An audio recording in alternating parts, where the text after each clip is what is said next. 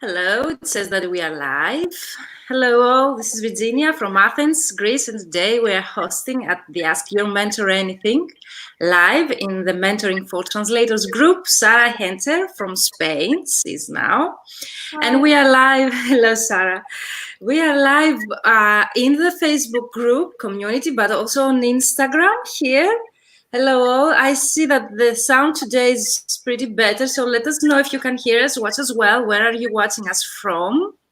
Before introducing Sarah, just to mention that this is the weekly live that we host in the Mentoring for Translators group every week, but also now we are live on YouTube, on my Facebook page, which is live, and you can share it and watch us there if you are not a member of the Mentoring for Translators group.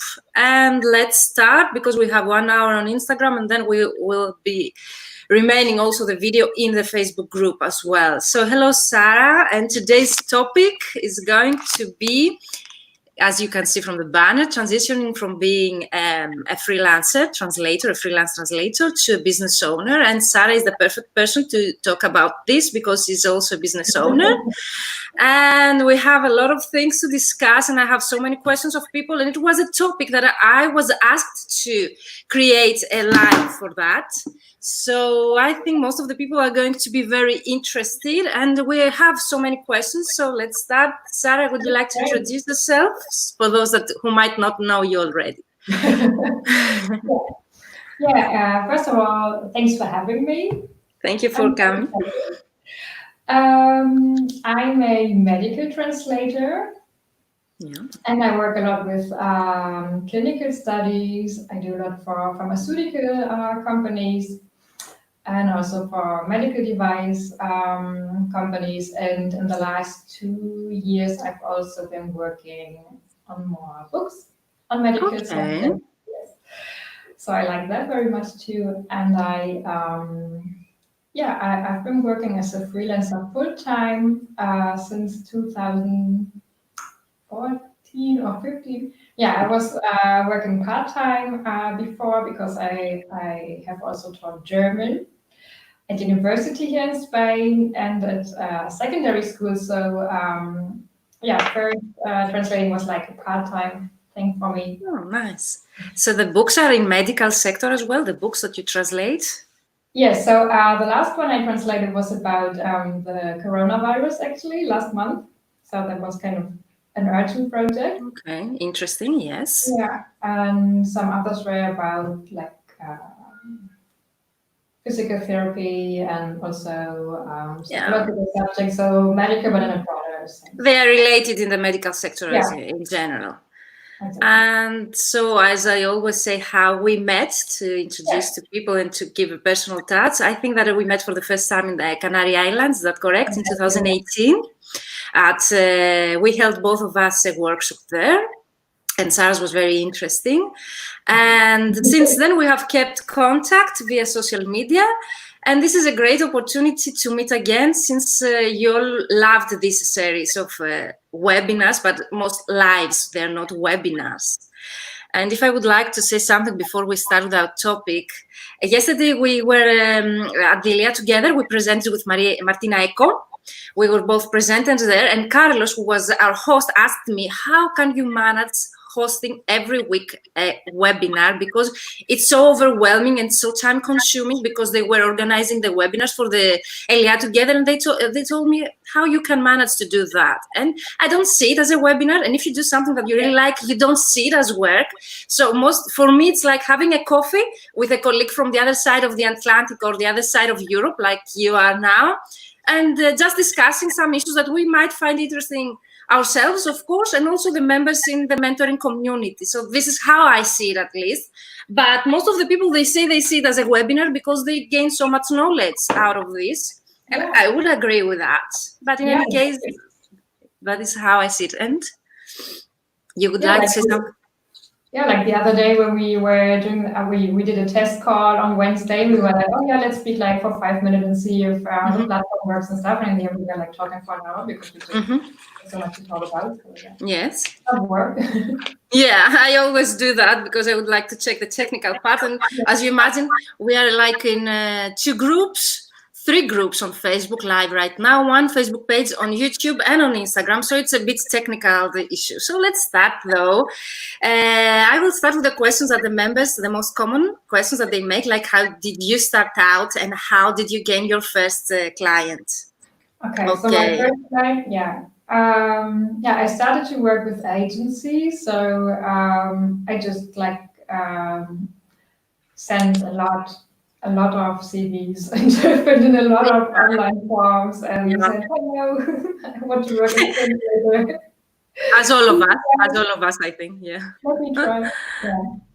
So it was so I think everybody starts, or many people start, if you don't have any credit connection. So I, as I said, I was teaching, but that was more like a coincidental thing too. I started to do my PhD, and I wanted to teach university, and then I started to work at secondary school to finance that project, and I didn't really like it, so I tried to do something else, and I have a degree in translation. I have a master's in translation. Okay, you didn't get your PhD. You didn't manage to complete a PhD. I thought. Yeah, so you have so many transitionings. You were starting having an academic career in your mind, then turned into a freelancer, and now you are already a business owner. Yes, exactly. Many changes. So your first client was an agency. What was it like from this? The first client was an agency. Exactly. Okay. So what I did was I started to work with agencies, and when I saw that I made the same amount from freelancing than I earned at the teaching gig, I ditched the teaching because I didn't really like it. So so this is what I did. Okay, sometimes this happens, yes. I bet that most of translators have such stories to share. And the second question would be what do you remember the moment that you did scale up as a freelancer after starting out? That I did, sorry, God. Scale up. Yeah, okay. Yeah. So, yes. So, working with agencies, I still do work with agencies sometimes. Okay. I still work as a translator myself, so it's not like I'm only project manager. Okay. And actually, the first client was really good when I still work with them. Okay. Yeah. And, but yeah, I of course, the amount you can earn is limited when you work with agencies, so you have to put in a lot of hours. And I noticed that wasn't going to work for me eternally. I have a small child and stuff, and you can't work 70 hours a week. So I try to get direct clients. Exactly. And in the field that I work in, they don't usually need only German or only one language. They need a couple of others. So when I contacted people, and they would tell me, yeah, we have a project, but do you have a colleague who does, I don't know what combination. Normally it's because I'm in Spain, so people always assume I only translate from Spanish. I translate less Spanish. Actually, I translate more English into German because the combination. Okay, interesting. Yeah, people ask for it more often, so I don't translate so much from Spanish actually. So people always ask me, do you have a colleague who translates into Spanish? Because if you do Spanish to German, do you have someone who does German to Spanish? So they would ask me, and I said, yeah, I do have one. So I grew into it organically because people actually asked for it. So when you work on, I do, on medical devices, we have and stuff, and they normally they work even if the clients are in Germany. Yeah. They work with English in their work environment, and they need to actually translate it into German because they speak German, but not technically correct. Of course, yes, they do the same for Greek. Yeah. Yeah, and they need all the other languages too. So when I told people, so I work into German, they would say, yeah, that's great, but we need 20 more translators to do something else. So there was a moment where I said, okay, maybe I can just organize it because I have a couple of colleagues I I think are good and work good, and I like Yes. working. So it happened organically, we can say, like by growing you as a freelancer. It was the moment that you decided to create a company or a SIB of a business, like adding other colleagues in the Yes, same. exactly. And I saw that you say that your company is Sarah Henter and Associates. Is that correct? Yeah. Okay, and for those that you not know, because you mentioned already the Spanish, that you are German native, but you are living in Spain, and you have a business that has offices both in Spain and in Germany. Yeah. Is that correct? Yeah. So the company is registered in Spain. So Yes. I'm set up as a limited society in Spain, Mm-hmm. and we have an address in Germany, but I don't. I work with virtual remote stuff. So this is just an address. So I can get. You can send me letters there, and I will get them. And there's someone who receives them, but I'm never there physically. And then there's a phone number you can call, and then it's either I will get the phone call or my secretary will. But this is actually that, just an address. Yeah. Okay, so they know it's like a branch. Is it like a branch? Having a remote and online branch there with a physical address, but it's only for many of us have that SIM as translators because we do not use the physical office so much. We do not work with private clients that might stop by to bring us the paper or something. So you mentioned direct clients, so I would like to ask you the next question, which would be, what is your preferred or most efficient client acquisition strategy? Yeah, so I wouldn't say I have a preferred one or like one that is the best one. You have to like always be moving. And that's what's really different from only being a freelancer. You have to always be prospecting continuously. That's great advice about prospecting. We are going into that because many translators ask about prospecting.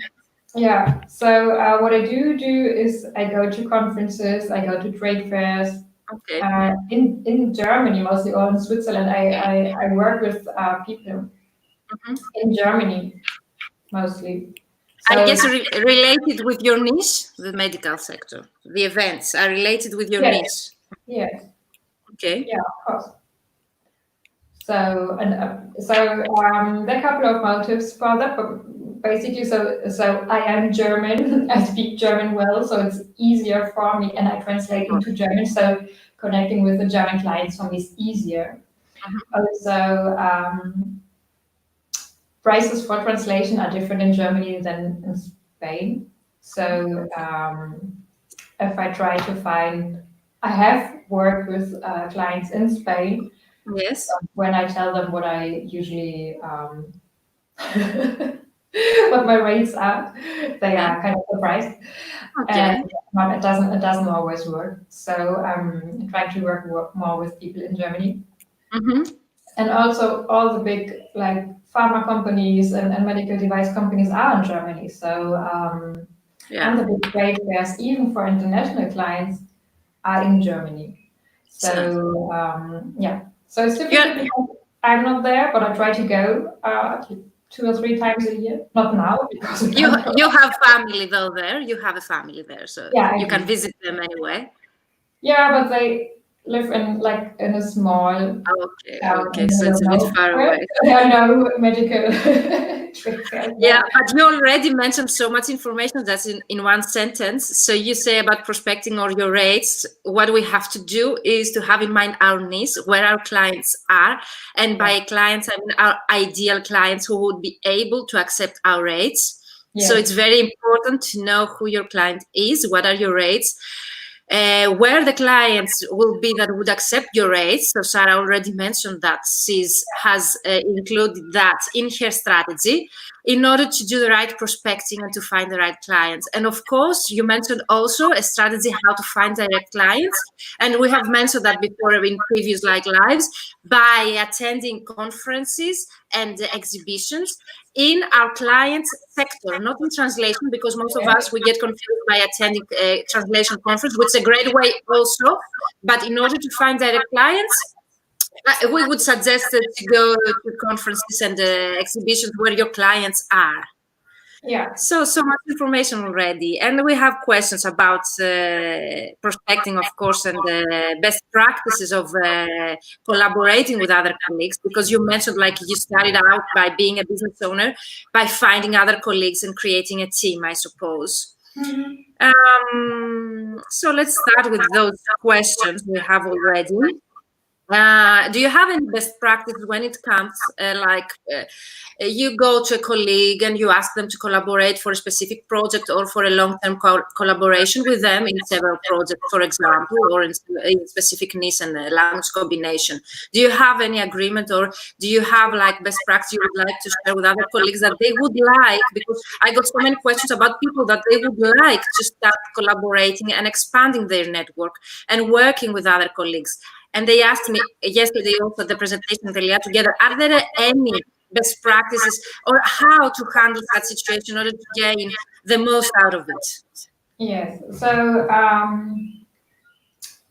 so right now for me, it's not, I don't have like a huge team. I have like maybe 8 or 10 people I work with on a regular basis.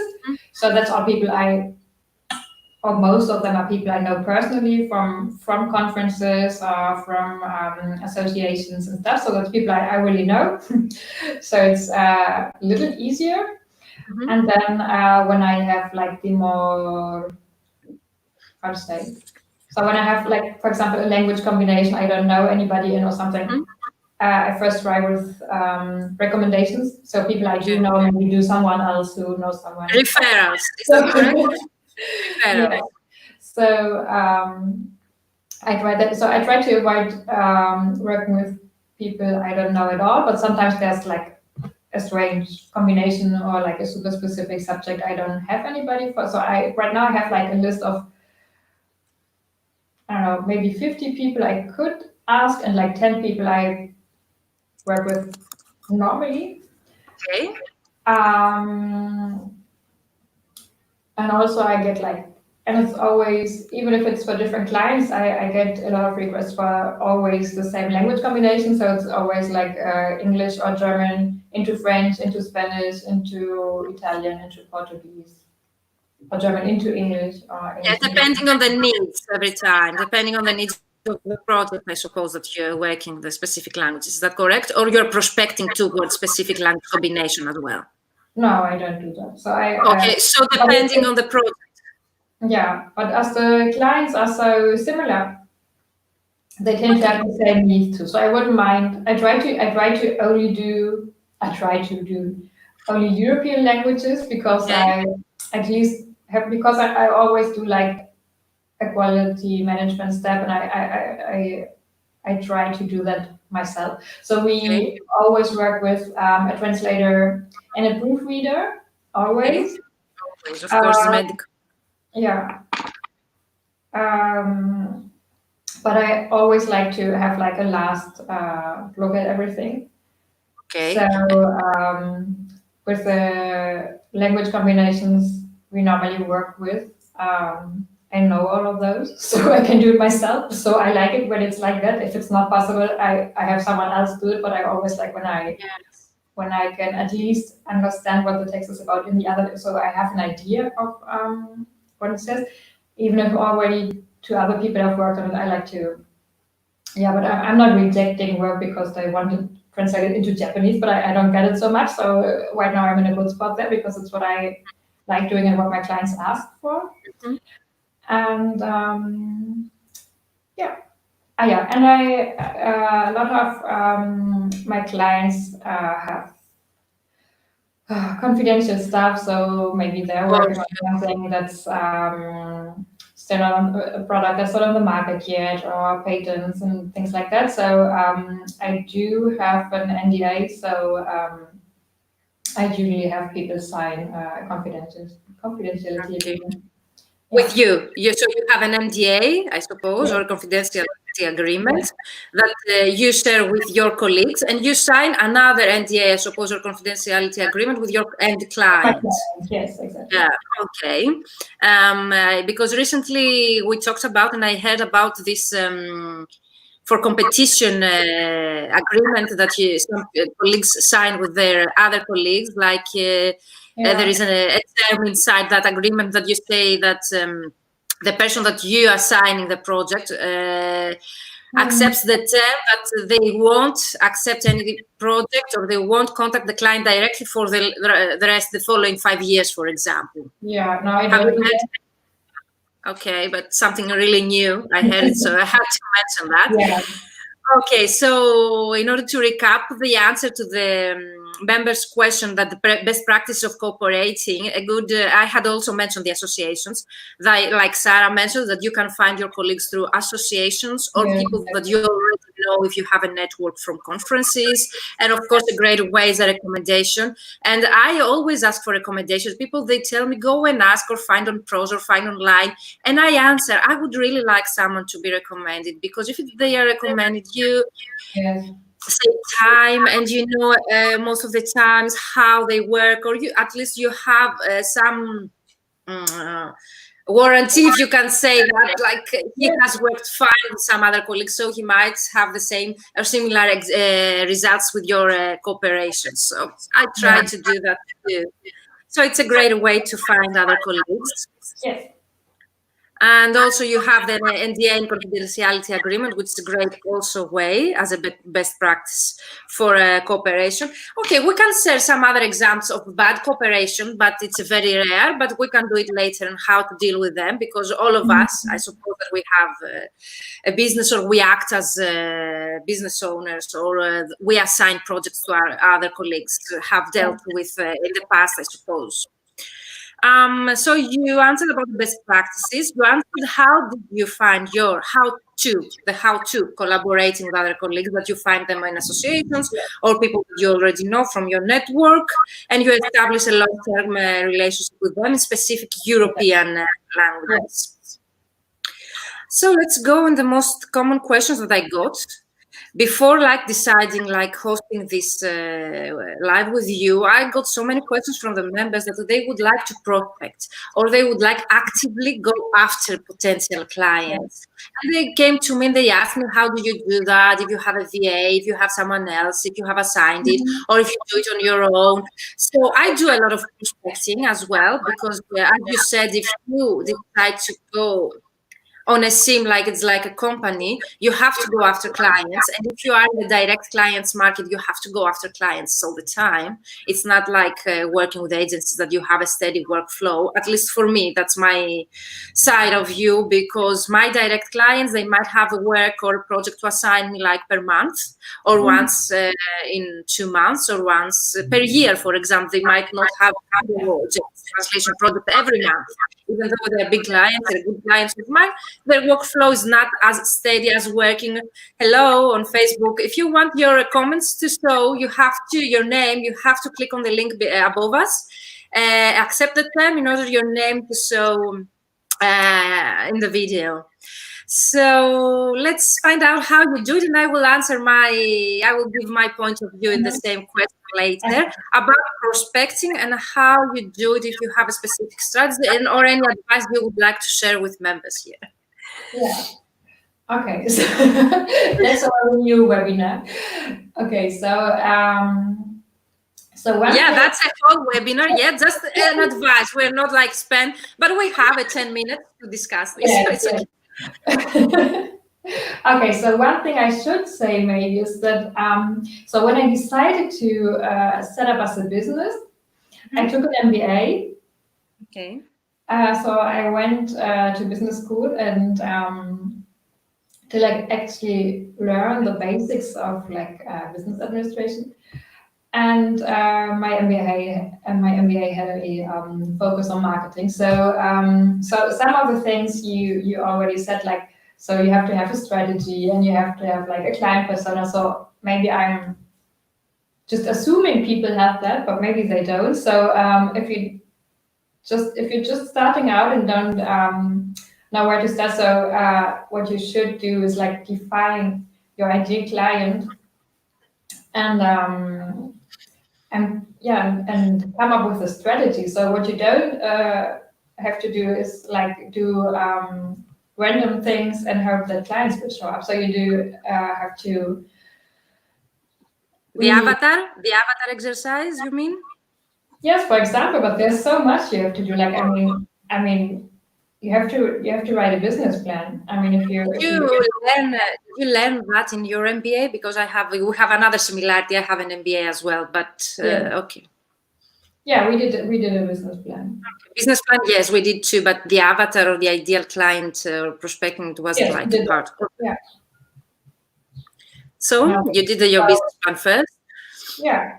So you there are so many tools on the internet, like the business model canvas and whatnot. So you have to sit down and plan and think about what you really want to do. Mm-hmm. And then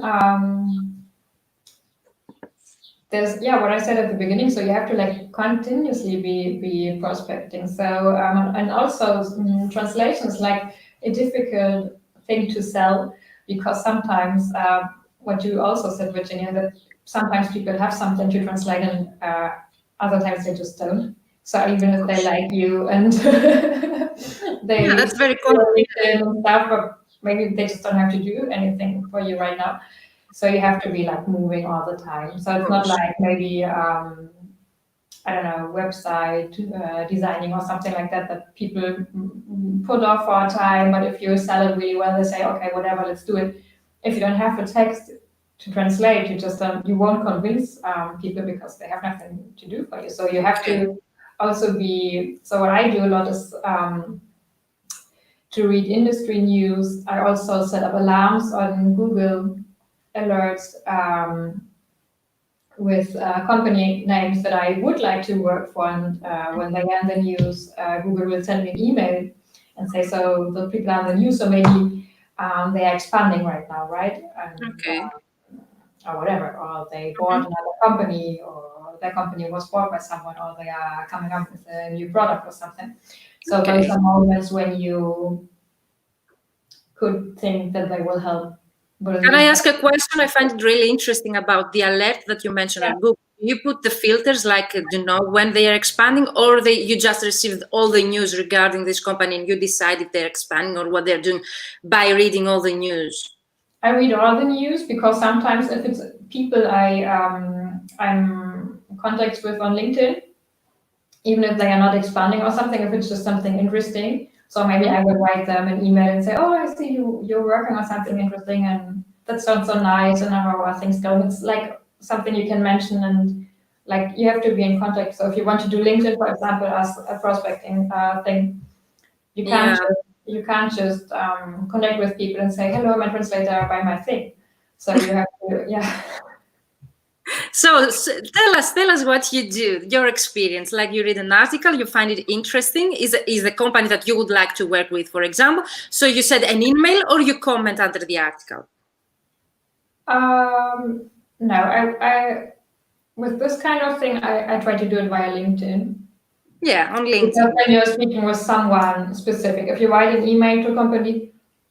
No, I mean the LinkedIn Messenger. I mean the email on LinkedIn.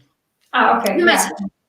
Yeah. Did you send them a message, a private message on LinkedIn to contact them, or you commenting underneath, for example, their article? Both. Okay. Yeah, depending. Yeah, depending. Yes, but finish. You can share an example. I was telling, like, how did you do last time, for example? You saw an article. You can share an example of how you do it. Yeah, so for example, today I saw that someone had published a book. Okay. And I saw it on LinkedIn. Mm-hmm. So I left. I liked it, I think, or I don't know what LinkedIn is. You do clap or something. So and I also wrote them a message. Okay.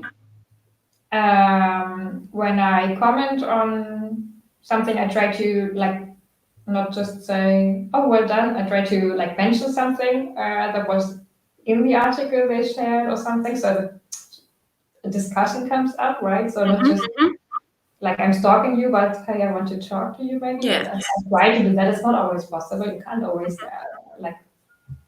come up with something, but I try to. And yeah, and about the Google alerts, normally then those don't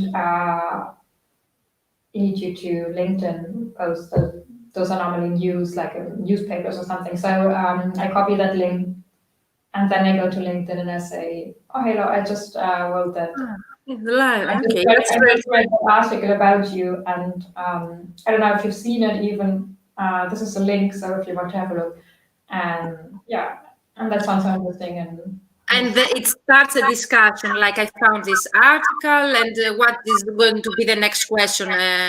I find it interesting, and Yes, exactly. Yeah, depending on how it's work. So if it's a new product, maybe I say, "Oh, are you working on that?" Or I don't know. That sounds interesting. Or how's it coming along? Or whatever. Depends on.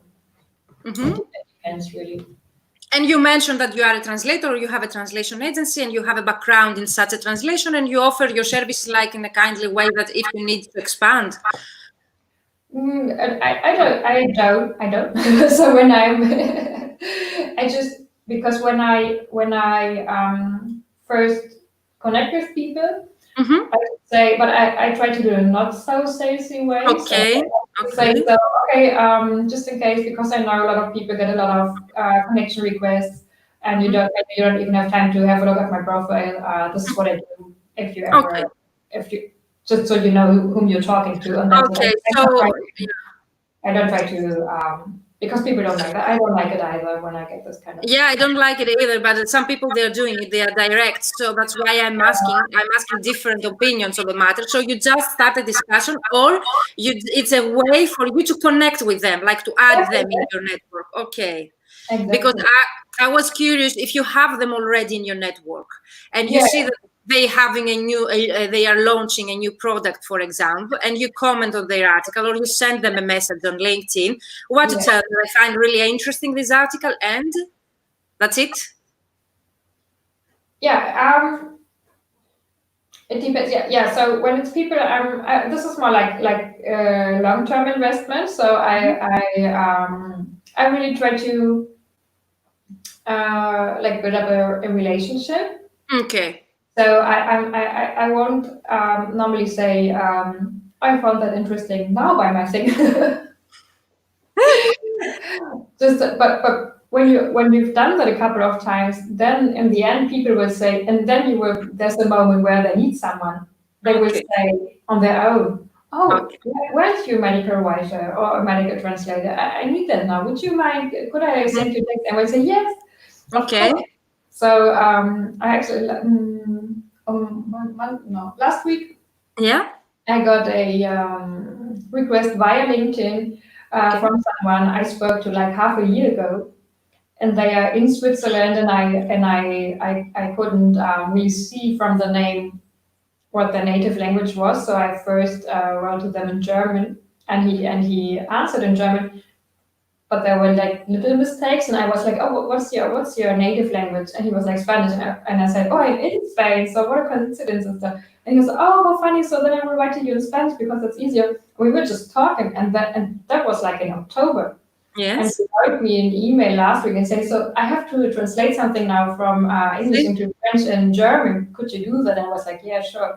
So he remembered me when he actually needed a translator because we had like a nice talk like half a year ago. So Yeah. So you encourage people and you encourage other translators to build relationships and yeah, having connections with their clients and not directly sell their services. Like go there and build relationship, having them in your network and nurturing this relationship by saying something interesting or starting a discussion irrelevant to selling.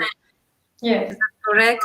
Okay. So much information. I'm going to share later in the group all the strategies here. So we mentioned Google Alerts, LinkedIn, also following potential clients, finding the clients that you want, and being able to read their articles or if they are launching a new product, but specifically for your niche and your specialization. So it's a great strategy. And LinkedIn has so many other strategies that people can use, but building real relationship is the most common, and it's real, and it has results, I think. Maybe in yeah, the long term. Maybe yeah. in the But long yeah, it's not like this is not to start working with someone next week. So you have to Like, yes. so, Exactly, yeah. because you also, now I remember, because you also asked about the VA and stuff. So I do have a virtual assistant. And That was my next question. Okay, yeah, how I you said before, and I was like, I didn't really answer. Yeah, so we do. Email marketing or cold emailing and cold calling, and she does that for me because I don't like it. I don't like to do it. Yeah, I don't like either. Cold calling, you mean? Yeah. I don't like it. So you have delegated this Yes, exactly. service to a VA. Okay, that's pretty interesting because that was the question that I got from a member. Martina, are you here? Martina has asked that. If there is any way that we can automate this process, like the prospecting, but I assume that you're not talking about automation, but rather than delegating this service and have it happening continuously and in consistency every day. For example, you have assigned to a VA the prospecting process, and if you would like to say a bit more about this, if someone is interested how to do it, for example. Yes. So what you have to do or what my experience is with my VA is that you have to explain really with a lot of detail what you want them to do and how you want them to do it, because it's not someone, so they are not a translator themselves, so they don't really know. Yeah, that's a problem. Yeah, most of the times. They don't know the client's industry either, maybe. So it's a difficult situation to start from. So where the clients ask them stuff, they won't know what to say on their own. So you have to, it's a little like chess. So you have to know what is going to happen. You have to have like a strategy and tell them. So if the client says X, you have to answer Y and stuff. Yeah. So they don't get like nervous and won't know what to say. But sometimes you do not know what the client will say, so you are going by trial and error. I mean, that's his calling, but sometimes you have not included a specific case in your strategy, because I have the same problem as well. And then you include that case later in the strategy, that in case someone says something like that, you answer like that. Yeah, so what we do then normally is like, so she like has her script of what she has to say when calling. And when people ask something she doesn't know, she will ask for an email address and ask if she can get back to them. Yeah, that's exactly what we do. So I will speak with our project management and I will ask. So exactly. Yeah. Exactly. So, I have the same strategy. Yeah. Yeah. So you have to. So it's not like a big problem, because sometimes they ask things. I mean, you can't just say yes. It's normal.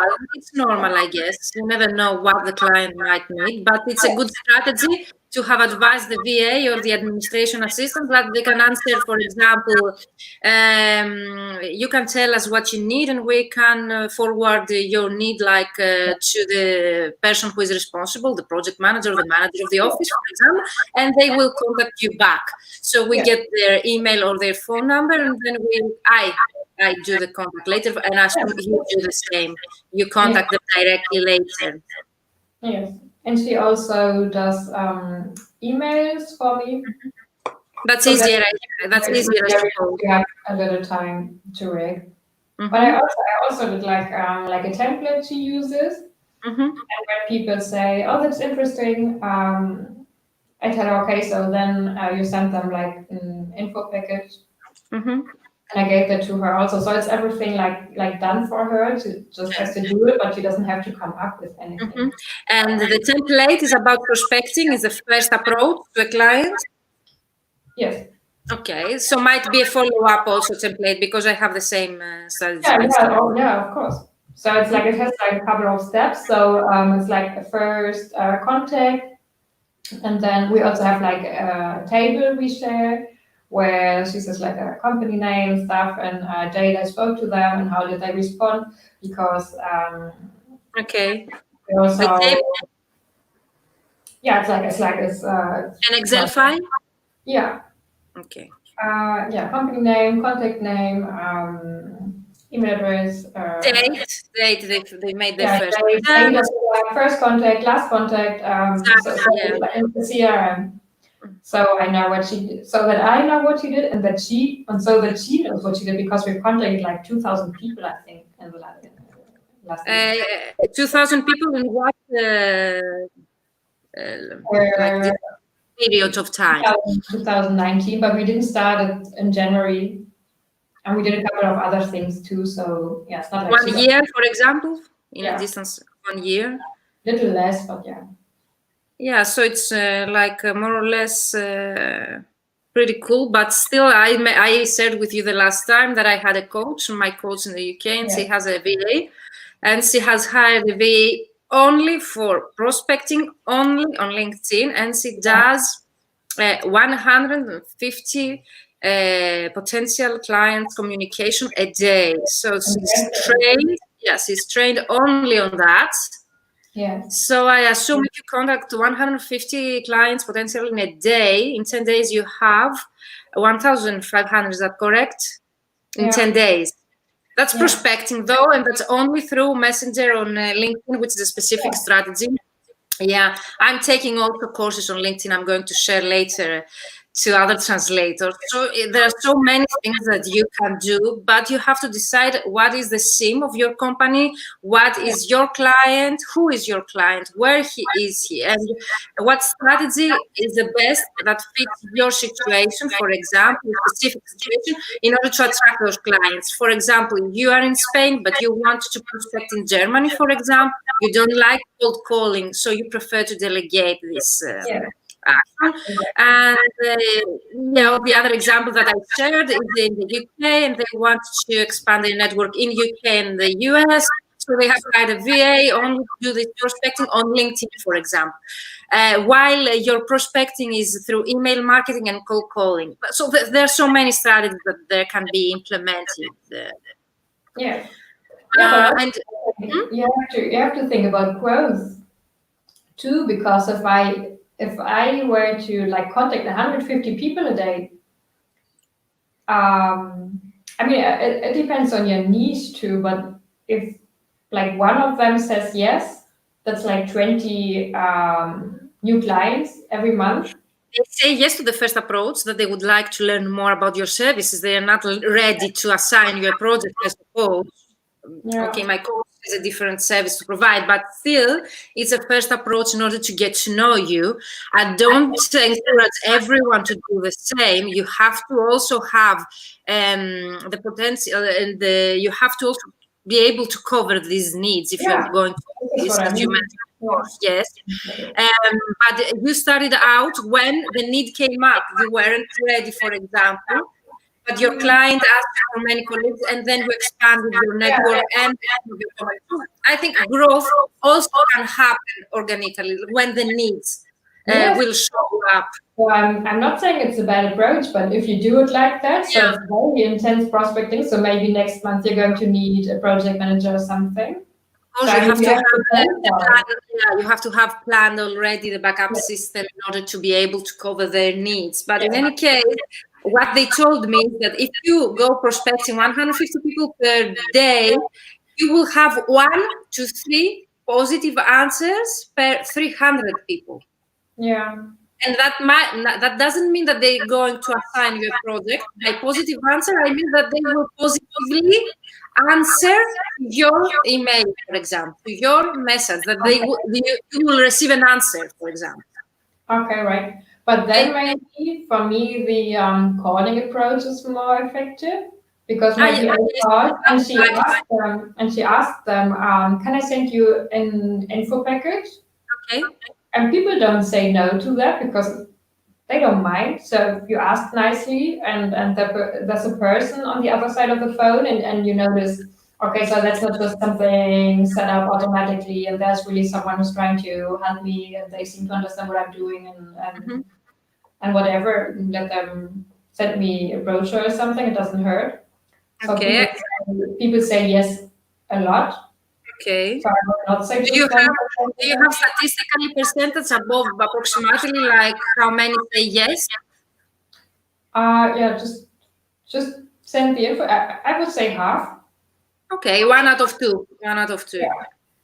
So that's a lot. I mean, like it's a first contact. But then what we do is when we send them, so we call. So when they say yes, we send an info package. So there's already two contacts, so a call and an email, and then we have a follow-up email a couple of weeks later. So it's always because in marketing they always say you need to have like 7 contacts. Yeah, they say that you have to, the client, in order to buy from you, has to have seen your product or service 7 times before they decide to buy from you. 7 times. Exactly. So yeah, so with this approach, I mean, we've already like 3 contacts in 2 weeks. So It's a call. First is a phone calling. Second is a first email. yes, Third is a follow-up email. Is that correct? yes, and then we say, so we sent you the info package 2 weeks ago. We just wanted to ask, are there any questions, anything that wasn't clear? Can we like explain anything to you? Yeah, and then if I also, because especially with smaller companies, if you do that and you also have like the CEO or the marketing person, depending on your need, as a contact on LinkedIn, and there are only like 5 people working at the company, if it's a startup or something, I mean that's 4 or 5 and then you do what I do, and you say, oh, they have published a book or something, and you write them, and it's always the same people who like, and if they don't need translation, they don't, but Okay. if there's a moment where they do, they will remember you, or not go looking for an agency because they already like know you. Yeah, that's the things happen in our Yeah. business. So, as you mentioned right now, who do you address your call first? Like, if you have delegated, what's the person behind the phone that they answer when you call the prospect, for example, for the first time? Do you decide that, or whoever answers the phone? Yeah, it depends a little. When it's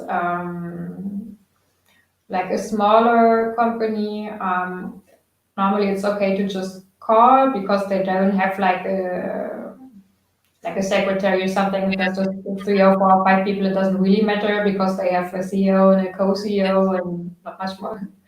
So it's not so important. When you like call bigger companies, it's better to if you have a name you can ask for, but they don't always available. They are not always available. So sometimes I just try to even if the person my VA should be calling isn't available or something, that at least you can send the info package to the assistant or something. Yes. So the material at least is at the company. Okay. And since you mentioned if you have a name, I assume that the VA does the searching to find like the potential clients to prospect, or you do the research and you send a list with potential clients or companies to start calling, for example, or do the prospecting. So, what I do is I give her a couple of links. For example, of associations in my industry, in my target industry, or like or what we did last year was also there was a trade fair. Okay. And I sent her a list of the exhibitors, and she contacted them and said, "Oh, you're going to the trade fair. Maybe you want to like translate your brochure or something for the trade fair." So that's also like a moment where people probably will need some translation help. So it's a good moment to contact them. So and then she goes and puts everything in the list and decides. And I give her a couple of so I tell her, so not the really big companies because they normally already have someone, or What did you say? Not there, not there. a super big The huge company.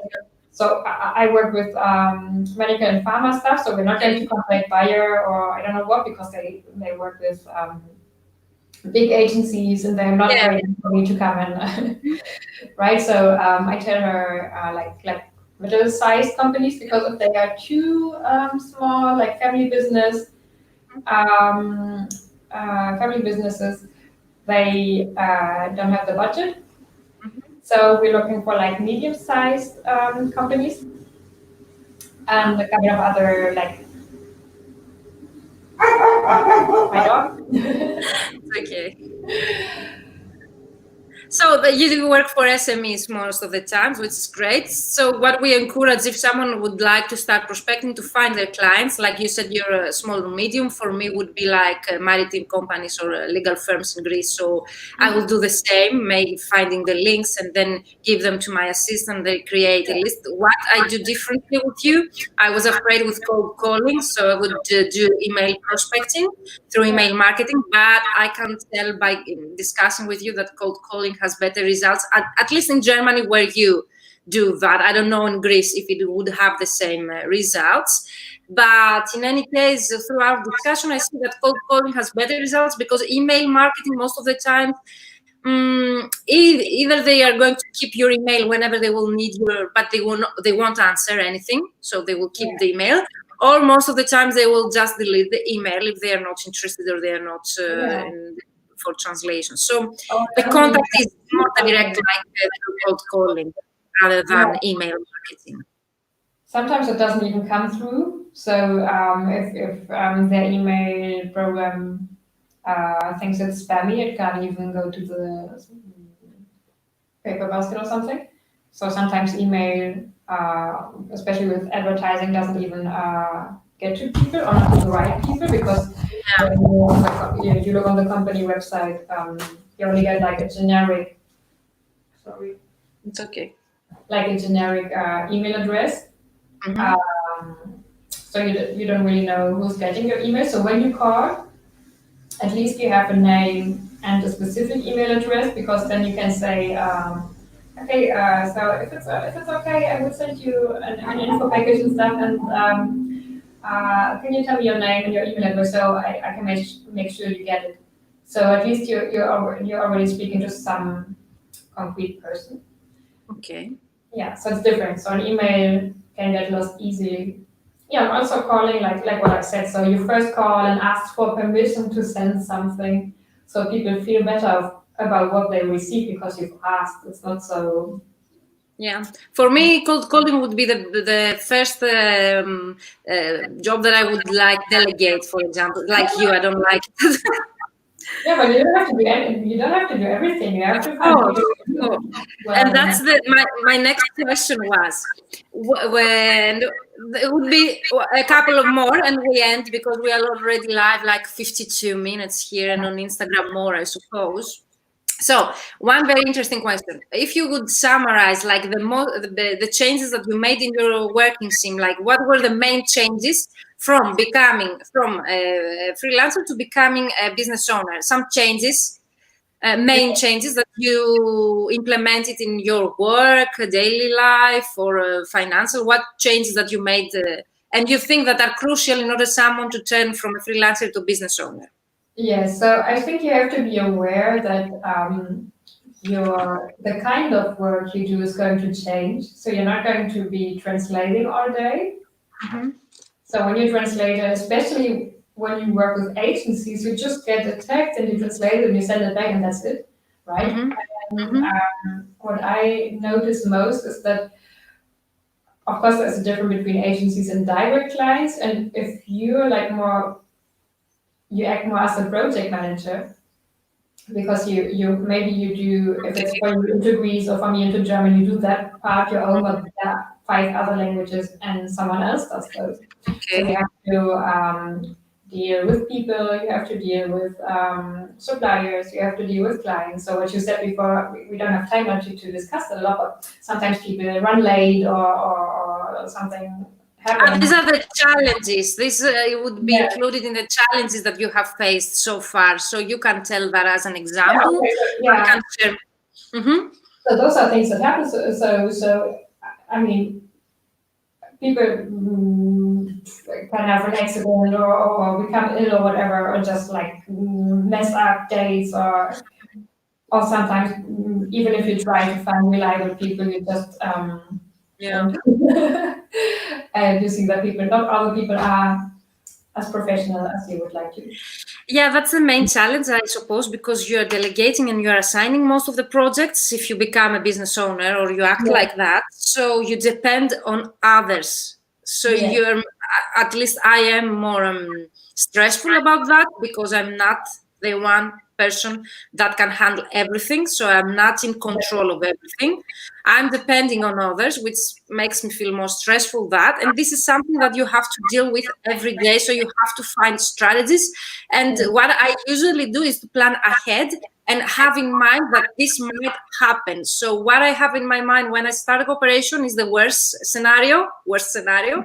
Well, something goes wrong in terms of quality of work or even deadlines, which is the most common, dealing with deadlines. So what I would suggest as a solution to such a challenge, if we can say like that, is to have a plan B. And of course, to have made the deadlines a bit earlier, at least I do that in order to be able to cover the gap in terms of quality, bad quality. So you have to assign the proofreading to other translators, you have to have the time. Or if someone runs late, so you still have the time, not at least to be responsible for that to the client, the end client, so as to meet the deadline at least for the end client. Is there anything else you would like to add as a strategy, how to deal with such? What do you do? The same? Yeah, what you said. So you try to have longer client deadlines. So especially the clients I work with, they don't really mind. They don't have like super urgent projects normally. It's just something that has to get done, but they don't mind so much if it's next week or the week after. So if that's your case, use it. So if they say, oh, it's not urgent, okay, so then you just give it an extra week, and if you send back the files early, they will be happy. And if you're just on time because something went wrong, they will never notice. So that's a good one. And yeah, just try to work with good people. So what I also don't do is I never tell people my budget is this. This is what I will pay, right? So what agencies normally do. So when I see this, I ask people what their rate is. I do the same, yes. And if it's not in my budget, if it's not in my budget, it isn't. I have to find someone else. But I don't tell people, no, you have to go lower because I can't afford it. Right? Okay. So, I try to pay people what they normally ask for. Okay, the live on Instagram is automatically ended when it is 1 hour, but we will continue here with the last question, and I think it's the most important. People have been asking them. This question is, if you use specific tools or software that you would like to share from transitioning a freelancer, what do you think that is essential someone to invest in when becoming a business owner? Yeah, so software-wise, I have started to work with LSP Expert now. Okay. I love it. Invoicing, online invoicing is a program and project management program. Okay. Yeah, and invoicing. Yeah, exactly. Yeah, so online system. Yes. I didn't think I needed it when I was just working as a freelancer, or it didn't exist when I was just working as a freelancer, but they're very similar programs. So I did. it's the first time I've invested in something like that. But you mean the project management software that you mentioned? Okay, yes. So I can't really compare it to anything, but I like that one. Okay.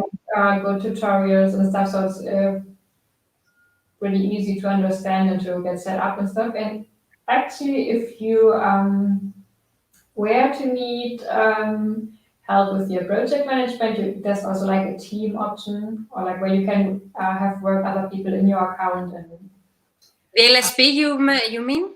Yeah. Okay. So that's what they have. Also an option for freelancers. Yes. That's pretty inexpensive, so you can just give it a try and see if it's worth it. So have you upgraded the version of LSP? Have you upgraded to the Pro? Which version do you use? No, I have the normal one. The I don't know what versions there are, but there's one version that's more expensive where you can have people log onto your account as project managers. and I didn't feel like I needed that, so I'm using the normal one-person version. Okay. But yeah, but it's great for project management too, because for example, now when you work with like, they have an outsourcing option too. So when you create a job, you can say, okay, so I do the German into English, but there's also German into French, or like the other way around. There's also whatever, English into French and Spanish into German and whatnot. And then you can assign it to someone, and it will create purchase orders for you and all. There is a free trial, so people can go and check this out if they want. So one is an invoicing system. The second is a project management system or software or tool that you will need in order to outsource and have control of your and control your projects. Anything else? Yeah, I work with WordFast as a CAD tool. Okay, I assume that either freelancer or as a business owner, you use a CAD tool. I think is essential for all of us. Yeah, okay. but what WordFast does is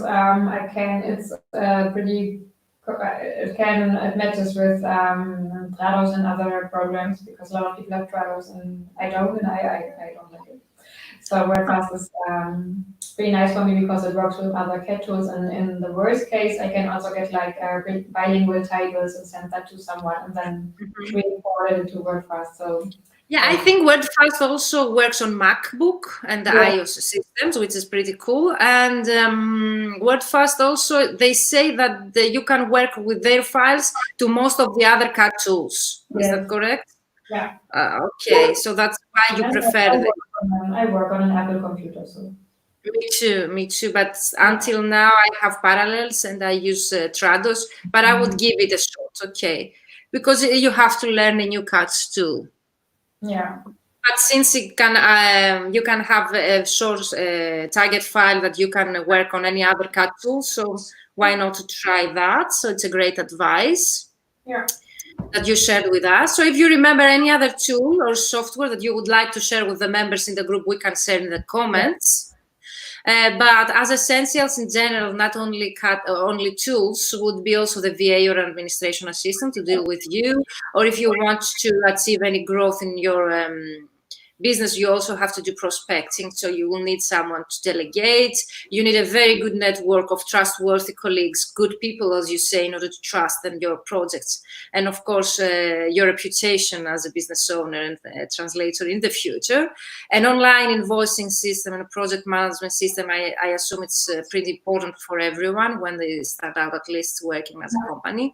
I would suggest to work with a CRM system. I'm experimenting with many softwares this time in order to check out which works best for me. Haven't found anything yet, but I'm still working on that. So a CRM system for me will solve you many problems when it comes to delegating, prospecting, for example.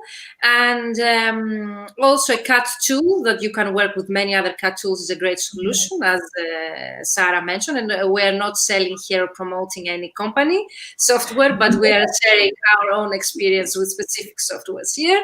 And also a CAD tool, as we mentioned, yes, that you can outsource and can have the project outsourcing option is crucial. I would say you have shared with me another tool. You use Skype for calling, so you pay Skype. I like to have, or other solution would be a VoIP company to cooperate with you in order to have a VA distant from you, in order to have someone else do the cold calling, or maybe calling on behalf of your company. And I don't know, Sarah, is there something else you would like to add? You mentioned so many interesting things today. Thank you so much. Yeah, I could talk for another hour, I think. Yeah, I bet. About the group. Sorry? About the Facebook group.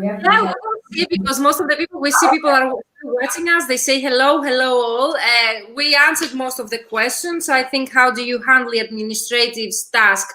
You already mentioned that you have an MBA, you have knowledge about that, but you have also delegated to VA. There is a question, if you have a VA or administrative assistant, you already answered that. What are the main changes to the business format to turn from a freelancer to business owner? I assume you already did that. Is that correct. And the main challenge you had to deal with, or maybe you still deal with, is the deadlines and the colleagues. Yes, yeah. These were the main questions that we had from the members. Yeah. Okay.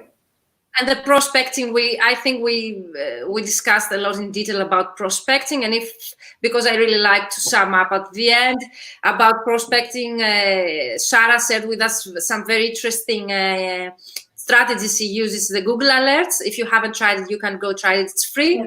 You can put Google Alerts for specific companies that you would like to work with, so you can find the news and you can share an article about them, or you can follow them on LinkedIn later, or you can start a discussion on LinkedIn by sharing this article. Also on LinkedIn, you can follow the companies and then you find their post on your feed. I assume that on LinkedIn, the algorithm does that automatically. It brings you the articles of companies that you follow. You haven't sent any alert there, have you? No, I haven't. Oh, no, it isn't needed. And do you use the paid version of LinkedIn or the? I've tried with both. I've had the paid version. I mean, you can cancel it anytime, so it's not. Yeah. I've had it for I had it for like 6 months, and then there was a moment where I wasn't really using it, so then I canceled it, and now I've got the paid version again. Yeah, so it depends. Yeah, so I work with a paid version, but also when I see I'm not doing a lot of stuff on LinkedIn, I just cancel it. Okay, so that's what I always advise my mentees, because they are asking me, should I invest on that, because it's a great investment. But I always advise them that if you're not sure that you're going to take out the most out of it, and if you're not sure about how to use the tools that they provide you, like Sales Navigator, the CRM system that you mentioned, there's no reason to pay that if you're not going to use it. So always when they ask me about the pros membership or the LinkedIn membership, I always advise them first to get to know the tool or the investment they want to make in order to make the most out of it. So there's a question: why don't you schedule a session to talk about how you're supposed to structure days in order to be more productive? Yes, okay, we can have a productivity tips sessions later. Thank you, Abdellah Hafi. Thank you so much for the proposal, the suggestion. And about prospecting, we talked about Google Alerts, LinkedIn strategies, and how to keep connections and real relationships with your potential clients. I also talked about prospecting through LinkedIn Messenger right away, and I gave some examples. And also we talked about email marketing and cold calling. And if you have any other ideas you would like to share with us, you can comment. The video will remain in the member Mentoring for Translators group, so you will be able to see it anytime. There will also be a YouTube link. You can watch it or share it everywhere. And Sarah is a member of the group anyway, but also to announce that Sarah has created a new group. Yeah. For those who have turned from freelancer to business owners, or they are thinking doing it right now, something that they can share their opinion or solutions to our problems and challenges that we are dealing with. So if you are a business owner, a translation business owner, or a freelancer who would like to become, you could join the group. Is that correct, Sarah? You would like to say something about this group, since it's your own idea? Yeah, so right now there's only Virginia and me in the group. Okay, so you can tell the name of the group so people, and we can share the link so people can find you easier. It's Freelance to Business, so Freelance to the number 2 business. Mm-hmm. But I think we can just leave a link in a comment too, so you can find it. Yeah. I write it right now, freelance. And, yeah, so that was just an idea I came up with, and as I said, we're only 2 people now right now, the 2 of us. So if you it's okay. Yeah, it's not like so. The idea was more because I felt like I needed to talk to someone about all those things, and I could only think of Virginia because all the groups I'm in for translators are directed at freelancers, and that's great. But some questions are just, if it's more about how do I deal with people who are running late, or what do I do if I have a problem? So freelance translators don't usually have those. So Yeah, like it's about quality, not quality, not quantity, this group. So if you are not dealing with such challenges as a business owner, you don't have to become a member of that group. It's crucial that you are dealing with such challenges in order to be able to receive and give advice related to such issues that we deal as business owners. Is that correct? Yeah, so I mean, even if you're on the fence or something, it could still be interesting for you. So yeah, so it's not like the typical group that comes with any product I want to sell or anything. It's just because I wanted to have people I could speak about it. Okay, and if you are a good person and a trustworthy colleague who would like to cooperate with Sarah with specific specialization niche, you can always contact Sarah directly. Mhm. And thank you so much, Sarah, for being here and sharing all this experience of yours and knowledge today with the members.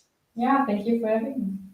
And we hope to meet up again somewhere live. And if not live, we can have a live here online again. If you are interested in any such a live in the future, we can decide the topic that you would like to talk us about.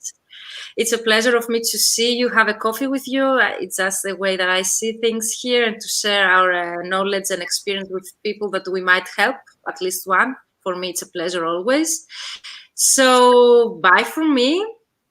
And see you in the group later. It was the Ask Your Mentor Anything live session, and the video will remain in the Mentoring for Translators group on Facebook. So see you later in the group. Bye-bye for now.